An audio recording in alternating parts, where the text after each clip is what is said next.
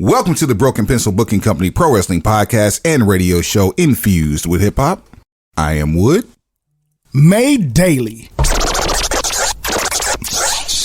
with organic, farm to table, localized, neuralized, sterilized, Scotch guarded for 2020 repellent, available online, shipped via Amazon, not available on Sundays, but now available on thebeastradio.com. Broken Pencil Logic. You stay classy, internet. I'm Suave Burgundy.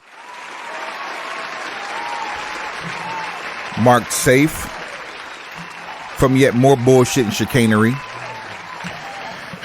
Start out here for a pimp. Marked safe from having light skin moments. First of all, before we even get started, you ugly motherfuckers ain't gonna be mocking me while I'm doing this podcast. And that's straight the fuck up.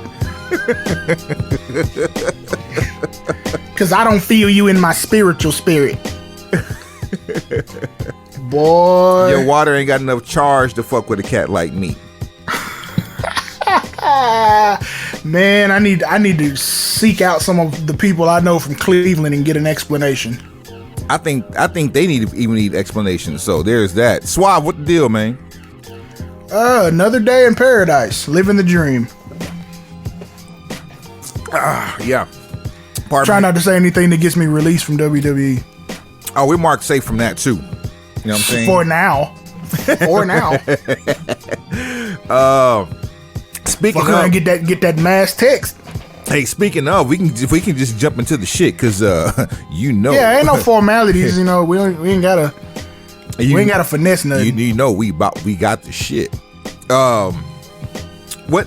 I don't know. I guess the biggest news of the week, coming off of the heels of War Games 2021. What it is? The imminent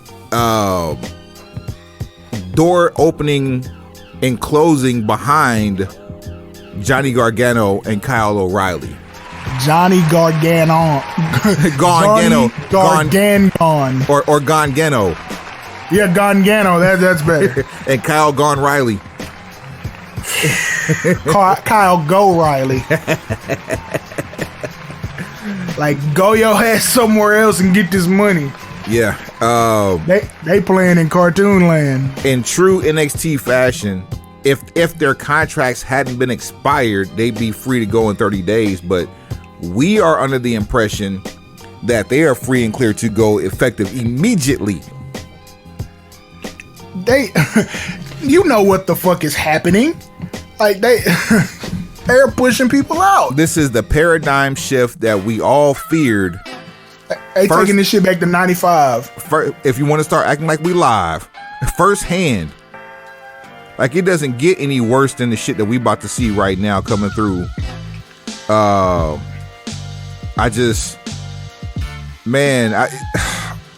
First off, did you watch the War Games match though? I know you're on NXT, right, for the moment. I am on NXT, right? For the TV show. I knew we were gonna have to discuss this on some level for the show, so I was like, I'll tune in.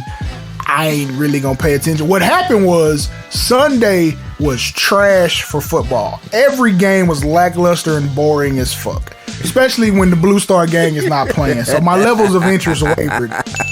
I had one fantasy league where the team performed. The other fantasy league came up a little short. So I was like, by the time it got to the Sunday night football game, I'm like, these motherfuckers don't even seem like they trying. So I turned on War Games on the cock, pause, about, when did I join in?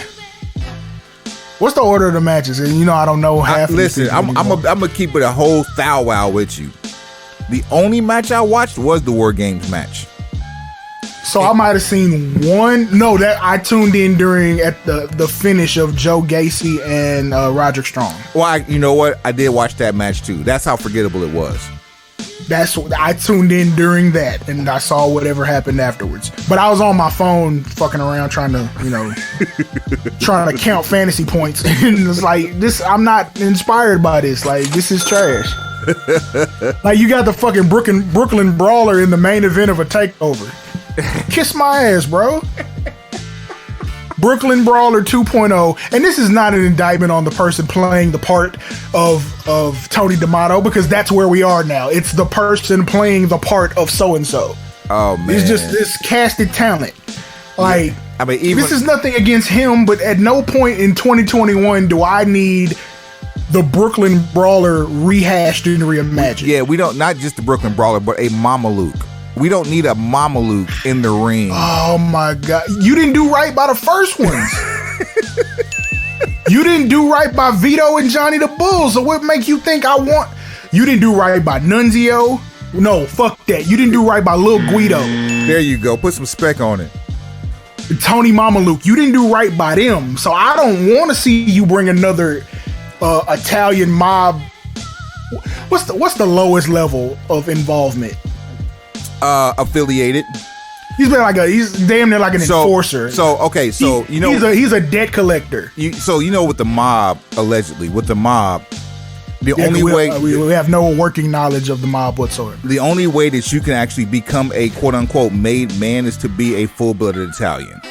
Oh no, he's nowhere near made man status. He's like, I'm the guy that comes to knock on the door to collect on, whatever you owe. He's like Rocky. Oh my God, now I fucking see it. You remember Rocky 1 where he was going around and collecting debts from bookies and shit? Yeah. That's that is Tony D'Amato all the way down to the fingers cut out of the fucking gloves. Man, I really hope I really hope there's absolutely no reason to turn him babyface. Ever. They will. That's the problem. That's the problem. Here's the other part. He gonna print money as a babyface. Cause it's gonna be corny as shit. He gonna print money. Just safe enough. He gonna steal some shit. It's like from Enzo, his fucking catchphrase, man. How you doing? Hey, bada boom. Right, it's fucking Andrew Dice Clay meets Rocky meets the Brooklyn Brawler. Like, if we already have the big bad booty nephew in the main event, like why can't we get a random bada boom in here? What is it? The dog, the puppy faced nephew or puppy faced gremlin? They're just gonna figure out which of these phrases is not already copywritten, and that's gonna be the one they run with. Man, oh boy. whatever Italian stereotype phrase is available trademark wise, that's the one they'll run with. Regardless, we saw DIY for the last time, at least for the current future, for the foreseeable future, put differences aside for the sake of the black and gold brand, who took the biggest of L's from one Braun Breaker, to whom we found out. Let's be honest, that feud had run its course even before the cinematic match around WrestleMania 36 time. Well, here's the sad part is now, following a loss at Halloween Havoc, Braun Breaker is seemingly going to go up against Tommaso Ciampa at New Year's Evil for the NXT title. I did because NXT still gets DVR'd. So just so happens, scrolling through what was recorded new, I see the setup, like the beginning of NXT where Breaker's doing his promo, and then Malcolm Bivens comes out and sets up a program with Roderick Strong. So it's not directly to Ciampa. Okay. He's gonna have to, air quotes, climb his way back up, but this shit is inevitable. There it is. And by all intents and purposes, it looks like now we'll have, and I can't see it being a clean victory. It looks like we're setting up for Braun Breaker's reign as NXT champion. It's gonna be clean. He gonna go over clean, probably WrestleMania weekend if they do another event for that. That said, though, APB out on Samoa Joe, what's the deal? Samoa Joe is working in a corporate capacity. Period. He ain't never been injured. I don't think there was ever plans to bring him back when they did the brand makeover. And he certainly don't fit with what's going on now. Nah, not at all. Not at all. Like, you can't. You could bring him back as an authority figure. You can't even do that. Would you take him seriously in an authority figure with a company whose colors are not 1 or 2? Like he would he would be the one and only person. He's young enough to be believable, but he's also air quotes stiff enough to where it's like, you know what's funny? You get out of line, he gonna choke the shit out you. You said one and only. Why all of a sudden did I see Ricochet as an authority figure alongside Regal? And just look, Ricochet is doing very good to continue to be employed. I don't know what he's done or who he's friends with, but he has mastered the art of being Mark Safe. The pivot is real with him for sure. Start calling him Mark Safe Rico. Oh shit. So how fast do we see Kyle O'Reilly in AEW? What's the next big event? What's the next pay-per-view? Scheduled pay-per-view? It's going to be in February, whatever the February pay-per-view is. Let me see here. That's going to be Revolution. At the top of the head on that one. You are somebody's gonna debut at Revolution. I mean, don't know who. That's been the trend. Is some kind of debut at every pay-per-view. Even though this last one was Jay Lethal, and we haven't seen him since. I think it's a good thing. Right. It's about time for him to get another high-profile match. I don't think you want Jay Lethal working regular shots on TV just against nobodies. I think you want to see him against headline talent because, at least for us, that's the space that we hold him in. He's special. Yeah, we believe that he's special enough to where you can get him a higher caliber. And that, again, that's not taking anything away from Sammy Guevara, because Sammy Guevara is a hell of a champion, hell of a competitor.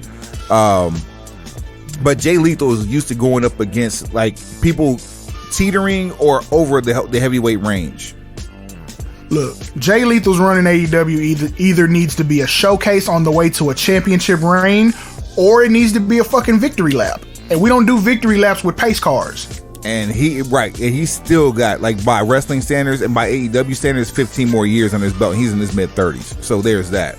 So we need to make the list, check it twice, and start knocking off dream matches. Because if you don't have another plan for him or another story, like we gave you the ROH-WO, we did that. Gave it to you. We served that shit up on a silver platter. If you're not going to go that route, then we just need to be wrestling dream matches. So sooner or later, I need Jay Lethal versus Adam Cole. Baby. When Kenny Omega works himself out, need all of that. We need Jay Lethal versus CM Punk. Jay Lethal versus Bryan Danielson. Bring back another Adam Cole match. I mean, hell, let him run through the entire elite one by one, including the Bucks as individuals. Like Jay Lethal versus Darby Allin, Jay Lethal versus MJF, Jay Lethal versus Wardlow, fucking Jay Lethal and a tag team partner versus FTR. Look, just victory lap this shit for me. And let that victory lap last as long as it possibly can. You got 6 pay-per-views a year, 52 weeks of television. Actually, if you really want to keep it a buck, 52 times 3. So if you check this out, I'll help be like really fucking petty about this. If you've been trolling WWE at every turn, Jey Uso's nickname for a while was what? Main Event Jey Uso. I present to you AEW's Dream Match Jay. I love it. Dream Match Jay Lethal. Because everybody, here's his new gimmick: Dream Match Jay Lethal. I don't wrestle nothing but dream matches. Can you imagine? If you think you stepping in the ring with me and it's not what I want, you're dreaming. Can you imagine if Jay Lethal's attempt at a heel turn in AEW at his next match would be them boys coming out and killing whoever he's in the ring with? I told you this is how it was supposed to happen. I don't know how many different times or how many different ways. Look, what'd you tell me earlier? Don't break my arm trying to pat myself on the back. Man, it's getting more difficult every episode. I'm gonna be in a sling by New Year's. Johnny Wrestling. I think we don't see him until after the baby's born. He might not get outside till this time next year. That's dope. Like let's keep it real. baby due in February. Congratulations on that off top. Yes, sir. Then it's the bonding period. You got a nice little stipend to kick it and chill on. You don't have to go do anything. If you want to go do, a one shot here or there, all out, an autograph signing, whatever the fuck to keep some money coming in, or a Twitch channel, whatever. He ain't got to leave the house to get money. I put him at all out. Stay at home, bond with your child, and then come back when you're ready. Yeah, that puts him right at all out. I'm here for that. But is he big enough for that type of a huge ass debut? He seems like the type that gets a TNT title match. Like, that seems like his role. Like, he'd be a mystery challenger for the TNT championship. It remains to be seen, but I would much rather see him debut on Dynamite without fanfare. Like, bring him out on some holy shit type shit. That, to me, that would be more meaningful than bringing him out at pay-per-view.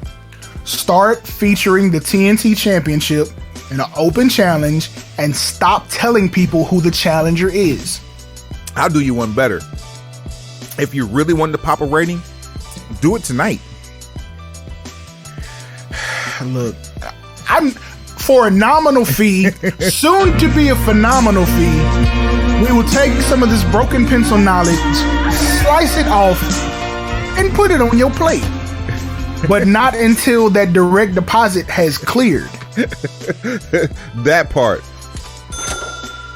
Man. And speaking of, price just went up. Price just went up. For your bitch ass. Oh, man. Yo, speaking of Gargano,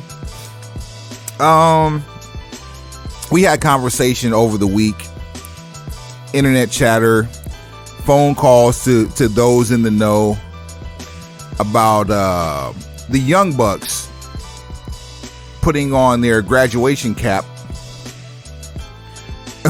or dunce cap as it may be, from the Big Draco school of trolling. Like, these folks said they invented sex. Trey Songz. There you.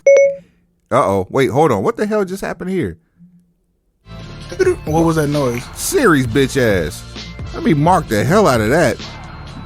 I don't even have Siri turned on this fucking laptop. All right. What you talking about? Damn touch bar. There we go. All right, Mark safe. That's gonna be the episode title, Mark safe. We haven't done that already. I'll take it. Yo, we actually haven't. That's fucking funny.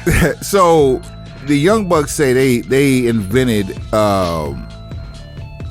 the sneaker culture amongst professional wrestlers, as if 2001 Shane McMahon didn't exist. I mean, okay. So this made me think about some shit. Shout out to Ayo Clark. Hey yo.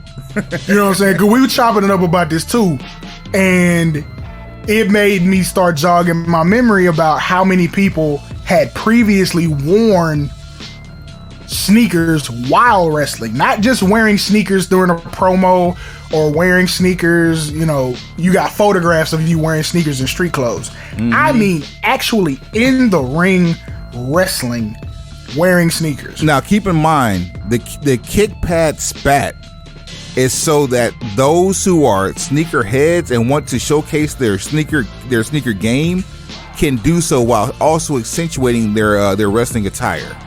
And usually most of those people will wear wrestling shoes, wrestling sneakers, completely different. Yes. Not streetwear, or in this case, more specifically, Air Jordans. Talk your shit, Swab. Foundation Fresh. Now, what up, truck? You know what I'm saying? This is where I get down. So with sneaker culture, and we know this is like a reoccurring thing with them.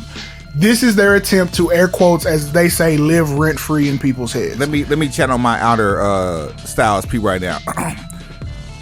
That's Styles P. Chic Luch. Talk to him. So this is their latest attempt to do that. And because of the influence of one Anthony Khan, aka Kanos, they are able to get on platforms like this, and this was through Nice Kicks. So for those of you who are in the sneaker culture, you know that Nice Kicks kind of has a name. There's an Austin store. They do a lot as far as sneaker culture and hip hop is concerned. So being able to broadcast this as a news story on their platform is a win for both sides. It's more eyes on Nice Kicks, and it's validation for the Young Bucks on this conversation. However, in the idea of keeping it 1,000, wow, in the year 2001, for certain, absolutely 100% irrefutable, Shane McMahon is wearing Air Jordan 3s while he is getting dumped on his head by Kurt Angle. Absolute factual. You can get on the cock and find that yourself. Pause. Want me to go a step further? Because I did make a list of people who had worn sneakers that I've seen that are affiliated with wrestling. And it was like Batista's wrestled in Jordans, Kofi's wrestled in Jordans, amongst other sneakers. And I won't even just make this Jordans. So Batista's wrestled, he has wrestled in Jordan. So is Kofi, but he's also wrestled in Anta. He's wrestled in Josh Newborn. Was it Newborn? Yeah, he's wrestled in Adidas. I mean, even corny ass John Cena brought back the black top pumps. That's what I'm saying. That's 2004. Like, what is you doing? He is FU and Big Show at WrestleMania 20 in Reebok pumps. Now I'm holding the big joker for the end of this. I'm running the table on spades. Oh, I got a feeling. Hold on. I'm gonna type the joker right now in your iMessage. Nah, you might get this one, but you might not. Okay. But okay, you got Liv Morgan, you got Carmella, you got Naomi, who's worn sneakers, even though they're the light up bottoms, she's still worn them. We can't talk about Zoe though. Enzo was a god with it. Enzo is who brought back wearing heat every week. New exclusive at that too. He put new exclusive heat on television every week for at least a year. Mm-hmm. So like, as far as the new era of sneaker goats in wrestling, Enzo is that till we talk about anybody else. Okay. Until somebody else comes along, that's him. Who else am I missing? Hogan is always seen in a pair of Air Jordan 3s. Matter of fact, the same pair every time. That was the message that's actually who I put on. I figured that was your ace in the hole, but it's not. It's not the Joker. That's a low spade that walked because I was cutting. But it's spade nonetheless. Yeah, spade is a spade is a spade is a spade. But yeah, wasn't good. Tri-Terry is the Joker. Then you have, matter of fact, let me see who else I told Clark about, because we was really chopping this shit up. Now we're at like easily 10 or 11 before we even start talking about the Bucks. We haven't even talked about the New Day. See. Let's see. Jay Lethal speaking of the spat, Jay Lethal has been seen with heat from time to time. Oh, that's the wrong. Here we go. Bow. Here we go. Scroll.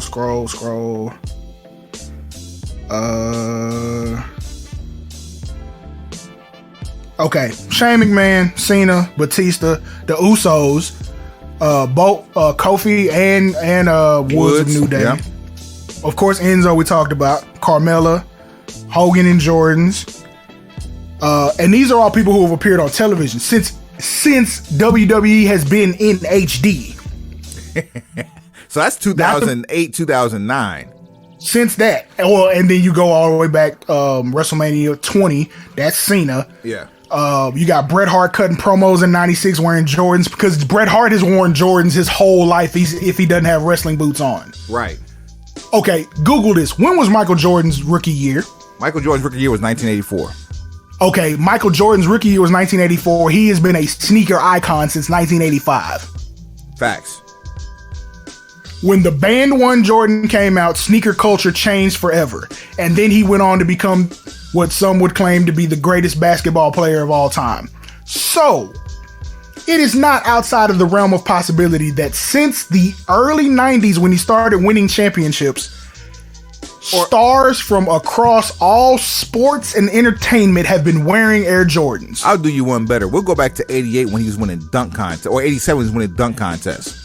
In any or all of the above, he wins the dunk contest wearing the threes, and that's the one Shane would wear every time he got in the ring. Mm-hmm. But that's still not the Joker. And shout out to all the people who have ring worn sneakers. I think who else does it now? Like in NXT. What's my man? Miro. Miro does it. Miro does wrestling shoes. That's a little different. Well, I thought when he first came to AEW, he was actually rocking some sneakers. He was like, all of them wear sneakers to cut promos and just be on camera because that's the hip thing to do. They feel like they get spotted, but like actually wrestling. So here's the big Joker, because I didn't even think about this when I first started talking to Clark about it. November 1992. Oof. Dear WCW God. Clash of the Champions 21. Oh boy. In the opening match versus Brad Armstrong, a newly heel turned Brian Pillman wrestles his match in Nike Air Force 180s and windbreaker pants. Suck me sideways. Let me I live it. Let me drop this music one time real quick. Shouts out to Marco Polo on the beat. Real quick. You can also find that on the cock. For a nominal fee. Soon to be. A phenomenal fee. I will take some of this broken pencil knowledge and put it between two slices of sneaker culture and put it on your plate. Straight the fuck like with a side of rap snacks, so you had your hip hop chips. Oh man, this show's over with already. Swap, take him to the house. I'm just playing. I'm just saying. Look, this is the exact reverse of what we were talking about with the shirt. Now everybody knows what we're talking about with the shirt. Go back to the SummerSlam episode. Cena was the last to adopt on the shirt. Cena was one of the first to adopt in the 2000s on this whole sneaker gimmick thing. Straight up. And that was a tribute to being where he's from, as a la another dunk champion, D Brown, number 7 for the Boston Celtics. That was an homage to him rocking the pumps before you do the 5-knuckle shuffle. Oh, and bonus points for people who don't know who was synonymous with the Nike Air Force 180. Pillman's wearing an all black pair. Shout out to Charles Barkley. Man, Chuck, you still beefing with Charles Barkley? Only thing Charles Barkley's beefing with is a brisket. Talk to me. Well, there's that. That ass. All right. Do we want to talk about Good Try Terry right now, or we want to go a little bit later on the show for that one? I mean, we did mention him with these Jordans, so might as well get him out the way. All right, so I'm literally typing Good Try Terry. I don't know what the hell is wrong with me. There was a tweet that we came across a few days ago where he only lost. I'm going to find the source here in a second. But he only lost to 14 people clean during his run, during his career. 14 people clean. And now it's time for the That Doesn't Work For Me, Brother Hall of Fame inductees. All right. The only people that Hogan has ever lost to clean during his career. Ever. Lex Luger. Brock Lesnar. Wait. I can name these. I can name shit. most. Oh shit! Suave in his bag. Suave is it? That should be a new game we play on this. Suave in his bag. The Lesnar one is kind of shaky. I know it's 2002. I'm trying to remember the pay-per-view. I don't think it's Unforgiven. I think it's like Judgment Day or some shit. Let me do my Googles. Hold on, because this is unprepared for me. Listen, hold on. Let's see here. Let's see. Hulk Hogan loses to Brock Lesnar. It's funny, if you spell his name the same way you sound it, it comes out easier. Damn. This was on SmackDown, actually. They had a pay-per-view match though too. Okay, so I don't know which one it was clean on. Let's see.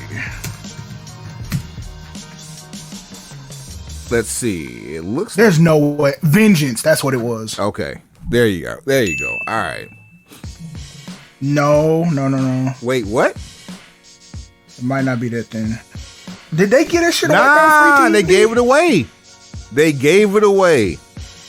Nah, bruh. There's gotta be like a pay-per-view match with this. Nah, listen. I'm about to send you the direct quote from this article I'm looking at right now related to it. Because Hogan got color and everything. Like, I'm Googling it, but like Hogan got color and everything. Why is Oh.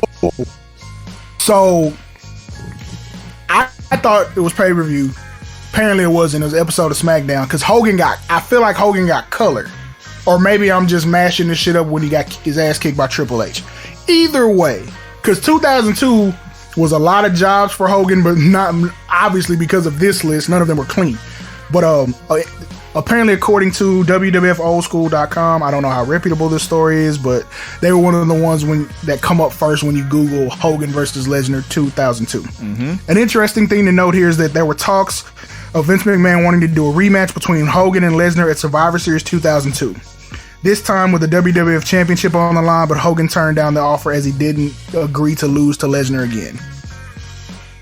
There's that. It's like they gave it away.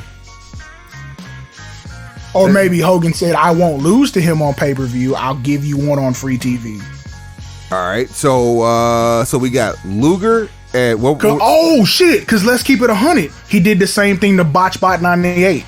He gave that away on free TV. There was never a rematch on pay-per-view. Yeah, that was in the Georgia Dome on an episode of Monday Nitro. This is factual. 1998. Yep. August. You got about to get a date. Don't do that, Swab. Damn near, because it's gonna play into this. Let's see, hold on. This is Hogan Nitro. All right. This happened. Date. That was the next thing I was typing to was date. July 6th. It was July 6th. August was close. It's summertime, but it was July 6th. Okay, so every summer for like 2 years, maybe 3, Hogan would drop the title in the summer. Because Lex Luger got his clean victory on free TV on Nitro in August of 97, the day after SummerSlam 97. For some reason, I thought that was on Thunder, but no, you're right. It was on Nitro. Yep. Because he racked them. So, like, fucking Hogan only does jobs on free TV. If he gonna lose clean, everybody gonna see it. Do it where everybody can see it and the world can talk about it the next day. So and it's harder to find individual episodes than pay-per-views. All right, so we got Luger, we got Lesnar, we got Triple H. Same year, 2002. Rock. That is WrestleMania 18. At 18? Yeah. 17 is Rock versus no, it's Stone 19. Cold. At 17 and 18 were both Rock versus Stone Cold. No, 19 is Rock versus Stone Cold. That's the third of the trilogy, and they skipped the year. Because 18 is the year where it's Triple H and Jericho in the main event. Stone Cold Steve Austin and Scott Hall are working semi-main with Kevin Nash at ringside, and then it's Rock versus Hogan. I forget who I'm asking. That you're absolutely right. 18. That was the Sky Dome. Yep. I mean, I'd be out here a little bit. With your bitch head. We already talked about Goldberg. We already talked about Goldberg. Sting. They're gonna count 1997 and Starrcade. That shit, it didn't come across clean. Nah, not at all. Yeah. Piper. Starrcade the previous year, 1996, lost to the Sleeper. Angle. That's probably still in that 2002 space. I don't know. I'm almost thinking that's. It feels like Impact.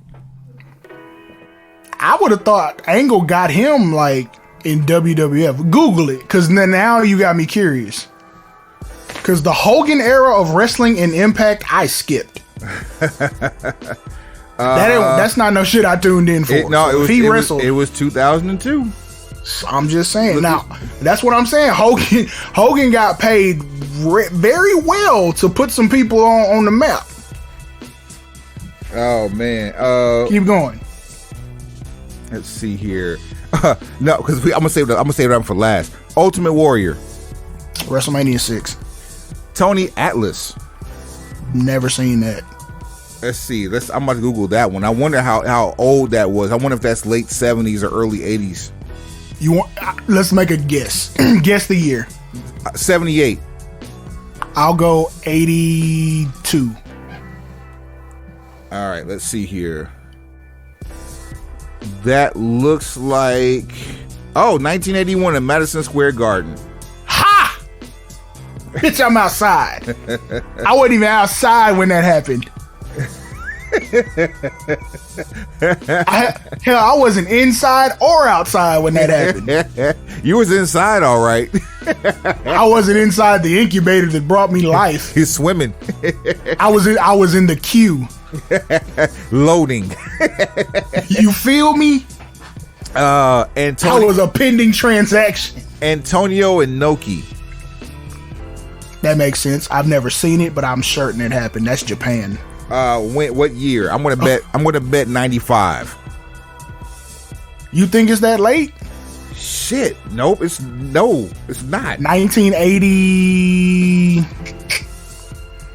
Okay, WWF was still doing Japan tours during Hogan's heyday. Good almost to 90. Because it took Muda and what was it? Muda, Terry Funk. So that was like 89, 90. So it was up to that point. WWF was still doing tours in Japan because Road Warriors went over there, or Legion of Doom. Because I've seen like on Coliseum Video, which some of that should be on the cock pause.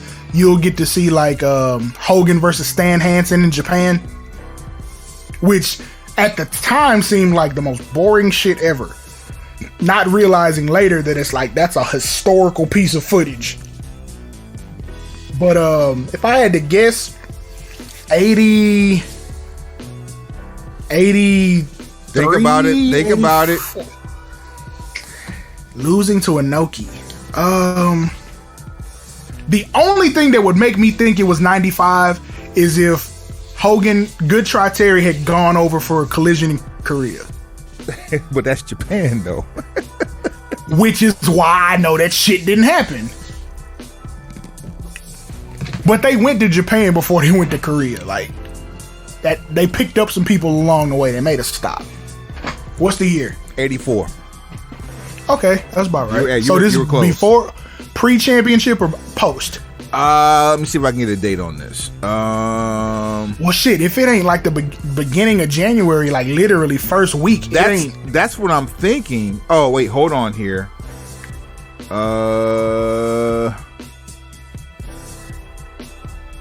He would defeat Hogan. So this was for the. Let's see here. Because was it January 23rd, 1984? He beats the Sheik. And that's when air quotes Hulkamania starts. So unless you doing that shit day one, wink wink. Let's see. It doesn't have a date, it just has the year. Okay. Well, I'm sure we can do our Googles. That's a findable piece of footage. Andre. That's questionable. Are they gonna count the twin referee shit as putting Andre over clean? Yeah, that's questionable. Nah, that can't be it. He had to put Andre over like in the late 70s or some shit. Here's a good one for you. Bullet Bob Armstrong. Now that's some player shit there. That has to be shit. Bullet Bob? That's 70s off top. Give me a year. 79. God damn it. From half court. And it was Christmas Day. Some Steph Curry ran this bitch. You understand me? You 16 away from a record, ho. Swish. Now, if this wasn't the topic of our conversation on the text for the last few days, you wouldn't know this one. But yeah, I never would have got this. This one surprised the shit out of me, and seeing the footage is even more surprising. But not the era and not the where. Jacques Rougeau, the Mountie. Jacques Rougeau defeats Hogan in the middle of the ring in Canada in 1995. Blame Canada. Wait, I thought we looked that up. It was 96. We were guessing. Yeah, we were guessing, but it was 95. He's wearing all black, but he's still got those gloves with the fingers kind of missing, so you don't know if it's like 95 where he's going through his dark phase, dealing with the Dungeon of Doom, or this is like incubator stages of the NWO. Yeah, like maybe he heard some rumblings, got a hold of Scott Norton and talked about what's happening over in Japan and talking to Bischoff, all that. But yeah, either way, 95 in Canada. And but that'd be a hell of a mixtape. I'm really surprised. And in the article, that this shouts out to the dummies over at Reddit. The tweet we saw came out a few days ago, but the same list was posted on Reddit 4 years ago. Hey man, information is information regardless of when you get it, but yeah. or even how you get it. But yeah, but that's good. It's good information to have. That's some trivia that I would have never guessed. 14 out of I never would have guessed the number. We would have been way off. Do you know how many people that should be on that list are not? Oh man, two people off top, or three. I can give you three off the top. Run them. That absolutely should have been on this list and aren't. Give us a single. I'm actually single. Randy Savage. Bruh. Ric Flair. Oh boy. The Undertaker. Well, I'm sorry. That disregard that. That's what it said. Yeah, that's how it should have sounded. Yeah, those three particularly should have been, because the whole Taker shit was how we got to Tuesday in Texas. And what pisses me off about that is a couple things. One, Hogan put major heat on The Undertaker for that when that happened. Because of the finish with Ric Flair putting the chair under the bottom rope and then Undertaker tombstoning Hogan on the chair, and then him selling the whole neck shit, and Hogan kind of shit on the Undertaker like, well, he was unsafe. Like, you watch this shit 100 times, his head never comes near anything other than fucking Undertaker's upper thigh. It's the safest tombstone I've ever seen. But what I thought was it was supposed to set up Hogan versus Flair for WrestleMania 8. And we got juiced out of that. Man, big time. We didn't get that shit till 2 years later in the summer in another company. And where it should have happened, it never, like, it happened, I believe, at a house show, and I think it was a double DQ was the finish. Which, I mean, that's not uncommon. I guess they were trying to work the kinks out, see how it looked, but no one ever explains why that shit didn't work. The only time, like, that's something that we had talked about as fans for the entire, probably from like 83, when Hogan was on his way out from the AWA because they wouldn't let him lose the beat Bockwinkel for the title. So from like 83 to like 89, that was the talk. Richard Flair, since he's in such a giving mood with, information, and he's answering questions so freely, now would be a great time to ask him point blank period, why did Hogan versus Flair at WrestleMania never happen? I want the answer to that question before we lose Richard Flair. Is there anybody that could give us the answer to that question besides Richard Flair? Terry Bollea. Oh. Possibly Vincent Kennedy McMahon. I wonder how many episodes of just Vince McMahon talking to himself we're going to get upon his demise, whenever that may be. If that footage exists, which it probably does, that shit ain't never gonna see the light of day. They're gonna have a whole channel on the network called VKM. That would actually make me go to a premium subscription. But no, thank you. Speaking of VKM, we talked a few months ago about the NCAA relaxing its rules and allowing student athletes to be able to get paid for their likeness and also being able to have jobs while still playing football or while playing their respective sports, rather, for the NCAA, and that's for males and females alike.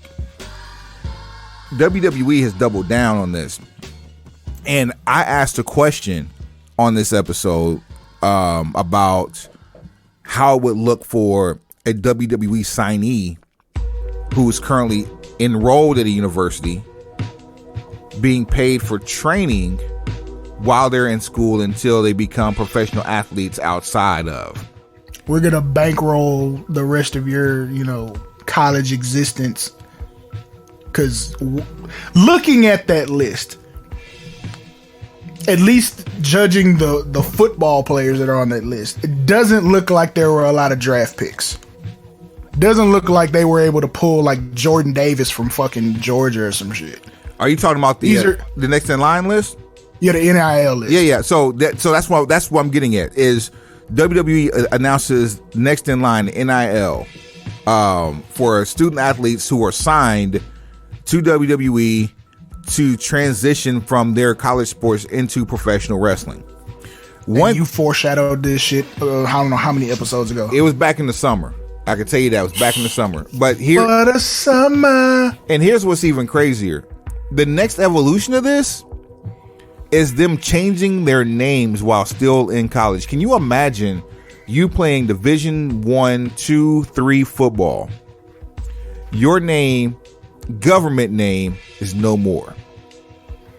You have burgundy on the back of your jersey. Can you imagine that? And getting paid for having it on there while you're not even getting paid for the sport you're playing? So that's going to be the evolution because we already know WWE, WWEizes their names. So what you're saying is that someone who's signing this next in line program would actually put their working name on the back of a real college jersey? Why wouldn't they? They're paid for their likeness.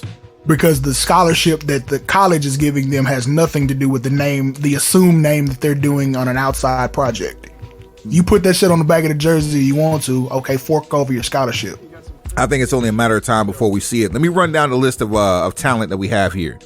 Carlos Aviles at Ohio State, track and field star out of Ventura, California.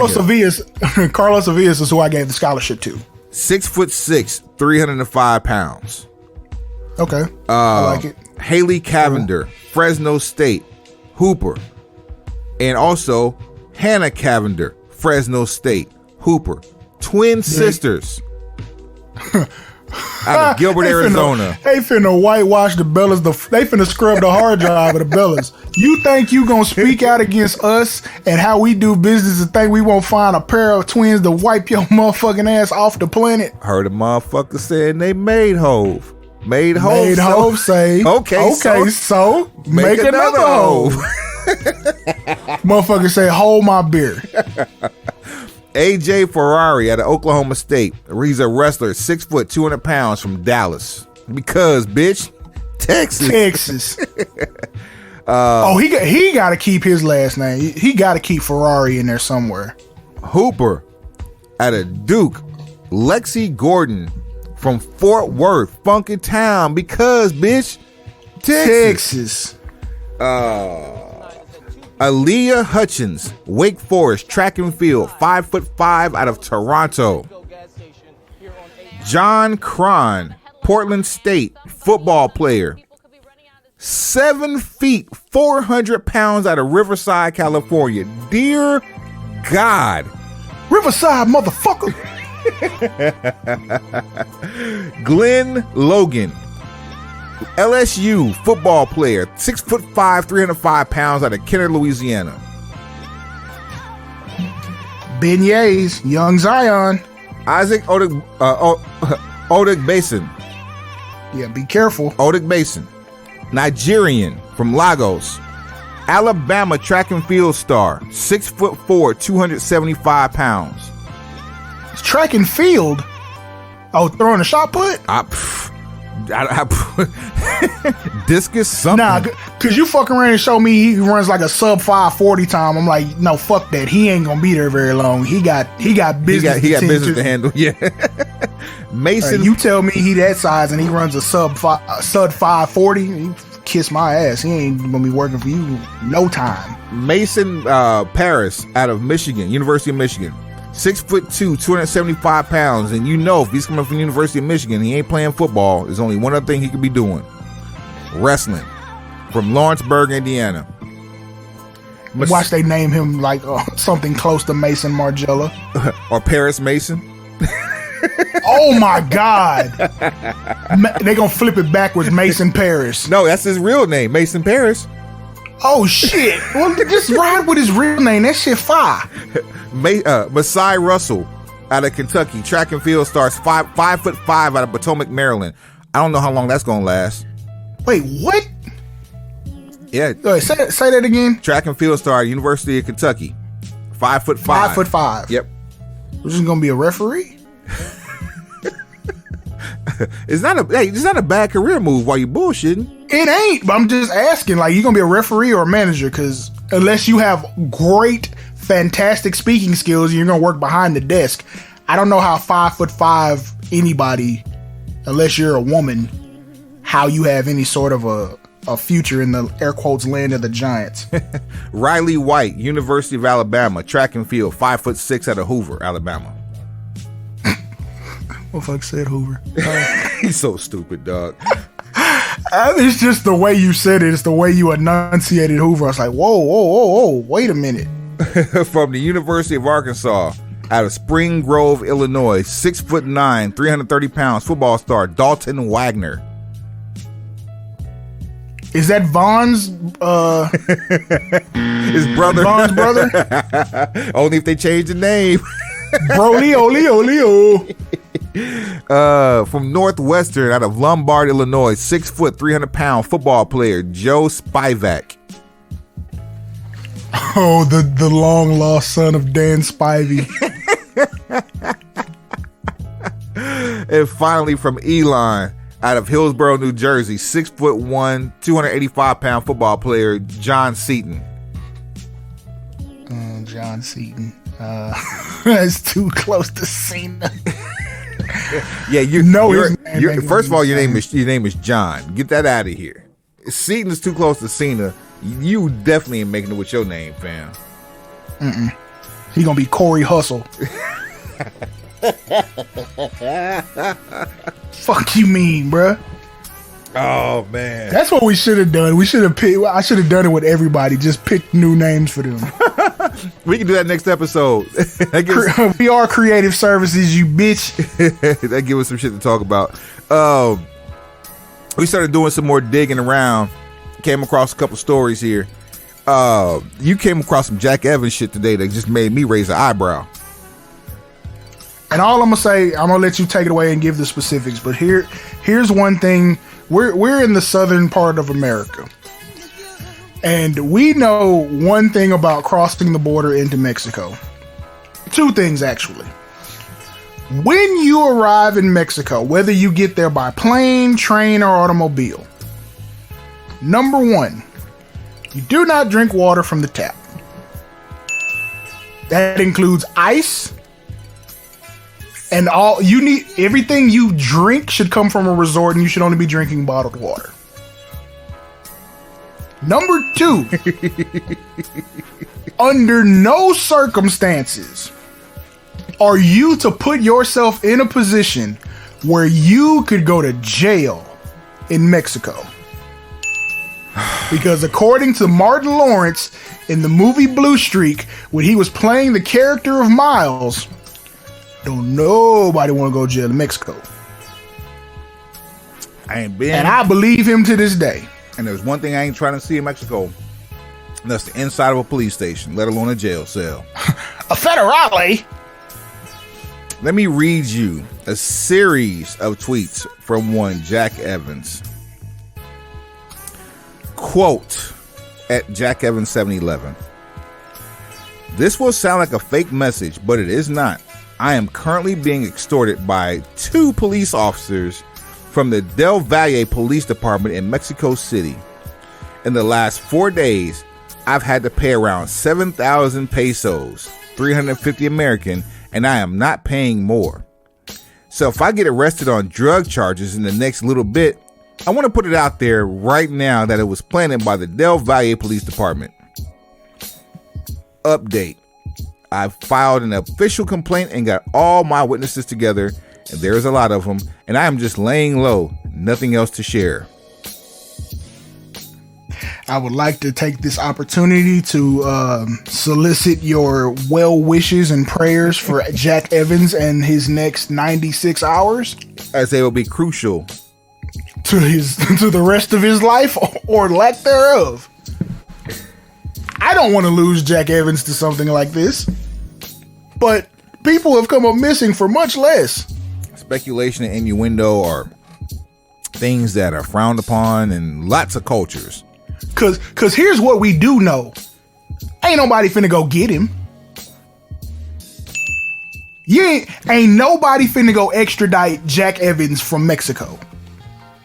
That conversation ain't gonna happen. Cause you know them lines of communication are fucked. You can't even pick up the phone to fucking negotiate the safe release of Jack Evans. He'd do better making a run for it. Even if I knew Jack Evans and had the wild hair of my ass to drive to Mexico City, and you know I am not against anybody's road trips. Mexico City is a staunch 1,131 miles from downtown Dallas. I don't think so, fam. Even if I did love you, we have to figure this out from a distance together. Man, Jack Evans, get home safely. Don't go back. Speaking of get well wishes from strange places, we also came across a match between the Bloodline, the Usos, and Roman Reigns versus Xavier Woods, Drew McIntyre, and Jeff Hardy. In this match, Jeff Hardy seems to be a little out of sorts and was he exited the match via a hot tag about 10 minutes into the match, and then exited through the crowd while the match was still continuing, being escorted behind in front of security. Can you really call that a hot tag? Lukewarm, room temperature tag. Leftovers from the night before still on the counter.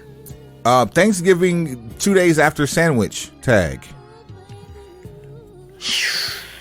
That should be iceberg cold. I was just gonna say, like, the wings you brought in from the club, but you didn't put in the fridge.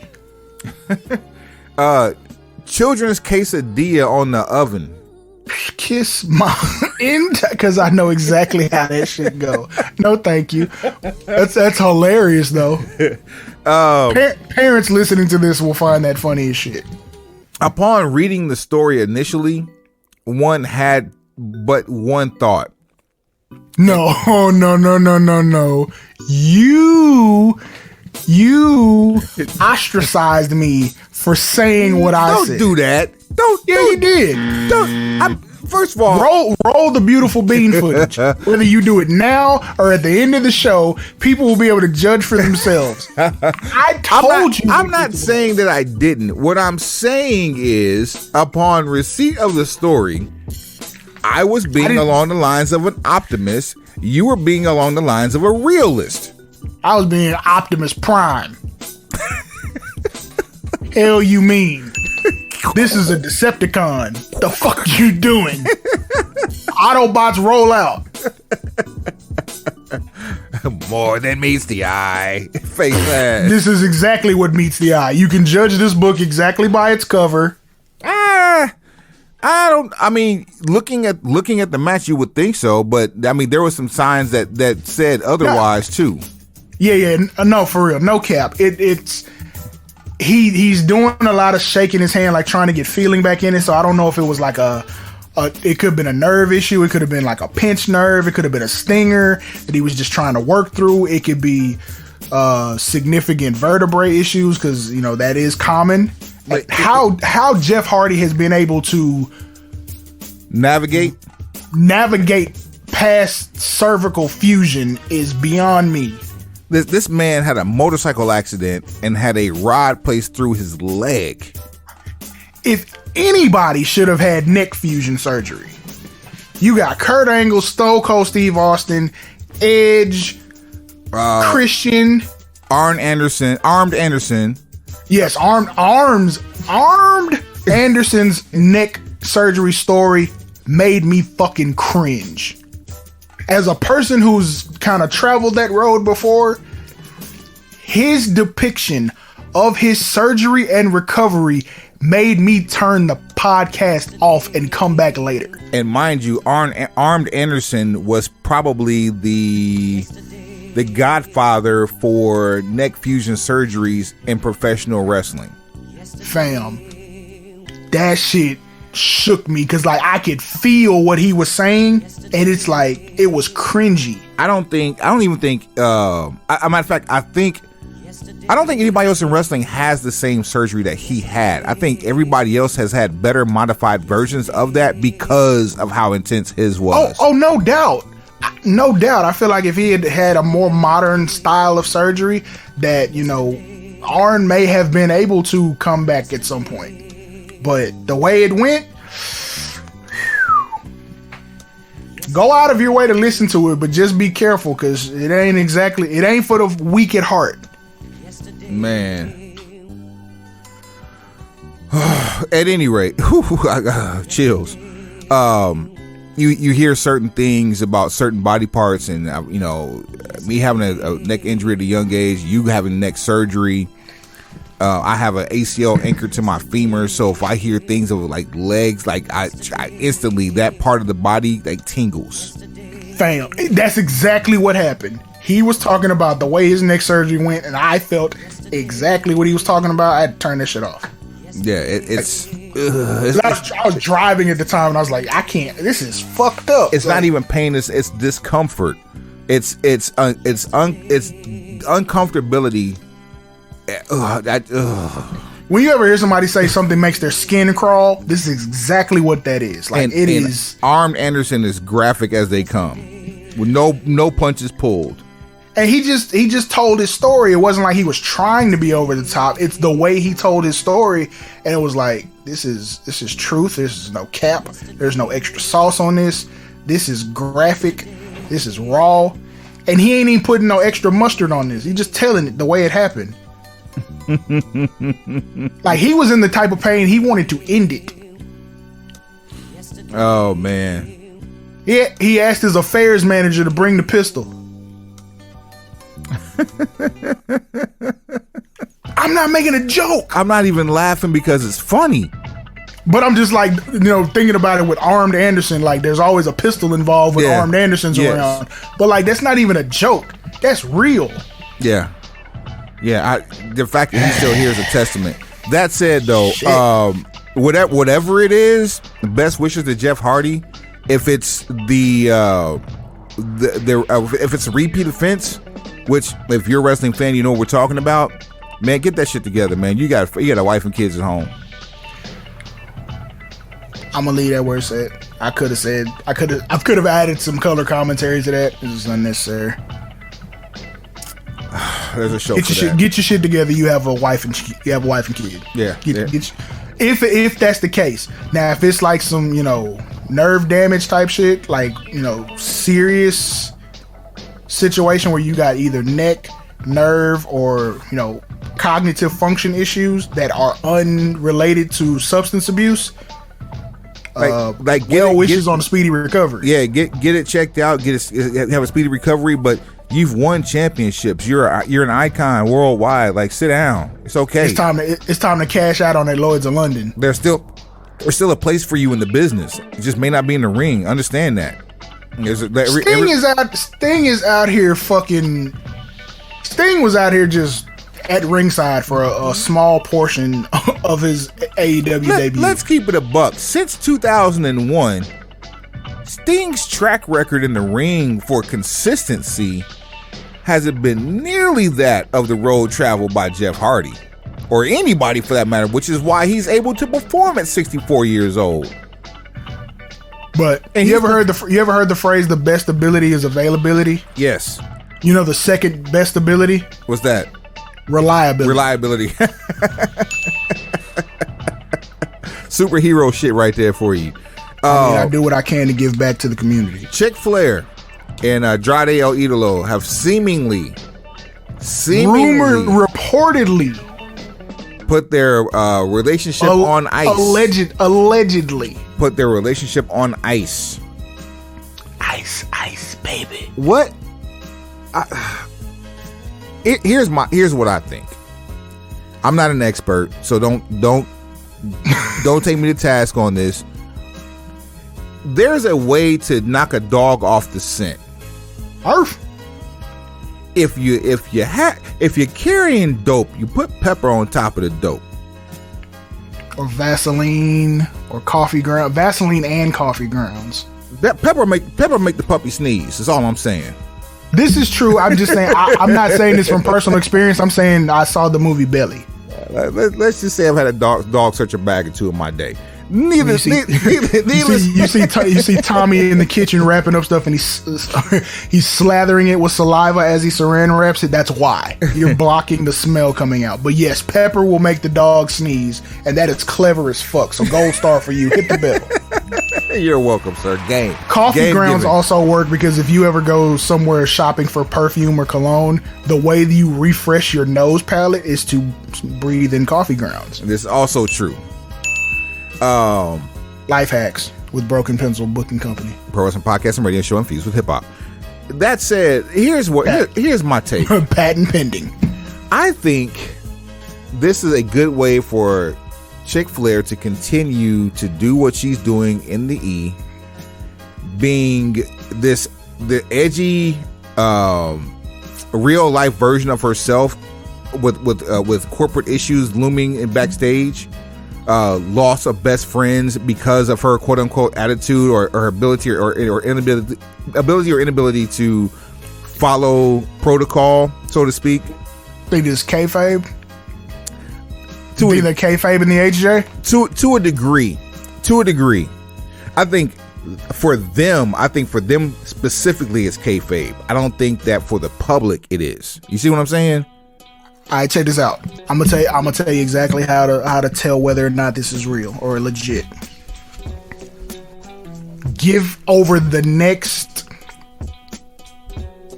2 weeks. 2 weeks of SmackDown. I'll give them a pass to do it maybe more than once. If at any point Chick Flair is involved in any sort of promo war and it's brought up on TV, then you know it's real. Because WWE writers only pick at open wounds. They only drop salt where they see blood. That's it. You don't hear real life stuff come up on WWE television unless it happened. Because when you have some traumatic shit happen, they love to exploit it. Yeah. So if she's no longer engaged to a person that she, was in love with and actively on social media, promoting their relationship, it's gonna come up because it's real. It's still real to me, damn it. That part. Oh, so man. if it comes up on TV, then I'll give it a little credence, and that is the exact opposite of what you should do in most wrestling situations. In most of those situations, if no one ever mentions it on TV, now you can start to believe it. Where they dance around it. Are you on dope? Yes. Why would you? Like, it's working to give us great TV from MJF and CM Punk right now. Why would you stay away from real life? It depends on who it is. Well, these two are high caliber. Like, I would probably say, like, Andrade at this point is upper mid card. Wouldn't quite call him main event talent simply because of his record in AEW, and records actually do matter in AEW. His name alone. So they say. They just put him on the lower third. Name value alone says main event. Everybody knows if he's given the green light to go, that we're gonna see some smoke. He's gonna be one of those people that just puts on. He's gonna be that guy in the middle of the show that might put on the match of the night every time. Chick Flair, arguably the greatest woman to ever do it in WWE, arguably the greatest woman to ever do it in professional wrestling, period. Now, what I will say, nothing is gonna happen if Chick Flair don't sign off on it, because you're trying to be, you're trying to acquiesce to demands right now. You don't need to set her off in any way that you shouldn't. So all of those surprise lines, if it ain't Becky Lynch saying it to be petty, then nobody else is going to get clearance to say that, because they shouldn't. Because if you piss her off, life going to get different for everybody involved. We know Chick Flair ain't above throwing hands, whether she throws them better than the person she throwing them at. She going to throw them. If she feels the need, she gonna say what she want to say. She gonna do what's in the best interest of Chick Flair and Chick Flair Associates Incorporated. So if it's said on TV, you can guarantee she greenlighted it, and then you can start to put some credence to the report. Otherwise, I stay out of people's personal business. There's that. Last and certainly not least, rest in peace to Blackjack Lanza, aka Jack Lanza. Passed away today at the age of 86. Tag team partner of the late Blackjack Mulligan as the original Blackjacks. Also tag team partner with Bobby Duncombe, Senior, that is. And it was a very instrumental part of keeping the backstage shenanigans together during the Attitude Era. So 10 bell salute for you, Jack Lanza. We appreciate your contributions to the business. Long life. You've seen a lot, done a lot. We appreciate your contributions, man. Suave, what else you got? At Broken Pencil BC on everything. Oh shit, we haven't plugged a damn thing in a while. Show at Broken Pencil BC show at Broken Pencil BC at gmail.com. Broken Pencil BC on all things social. That's let's see here. Mark my words, you can't write this. Fuck the casual fan. Broken Pencil Logic. You don't have this with the shit, and of course, my personal favorite. Price just went up. Price just went up. What up, Ron Murray? Oh, did you get? You can't write this? Yeah, I did. Okay, had to make sure I say it again so people heard it. Well, I mean, why not? And that's at Broken Pencil BC on what? Everything. Suave, take me to the house. Pencil pushers. Heads up. Pencils down. It's tournament season. We coming up on your ass for the end of the year for real. Let's go. Pause. Hey yo. Marked safe. Earlier in the show, we made mention and made light of a situation involving Jeff Hardy. Don't really like we were being in our element. Nothing to apologize for, but later on, we found out that Jeff Hardy was indeed released by WWE as it relates to refusing rehab, according to sources. We wish Jeff Hardy nothing but the best.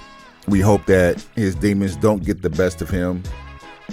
We've seen too many good people succumb to too many bad things because of said demons, and Jeff Hardy has a history.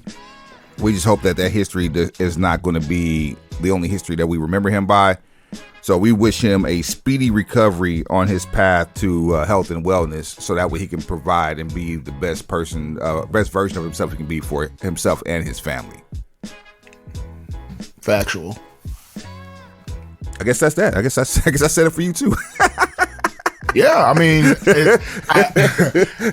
I've never more in recent memory have I wanted to be wrong, but I mean, yeah, we are where we are at this point, so now we can only hope for the best. Yeah, this is definitely not an I told you so moment, because that's not the one you want. But yeah, get well soon, Jeff Hardy, and we'll see you back here in the very, very near future.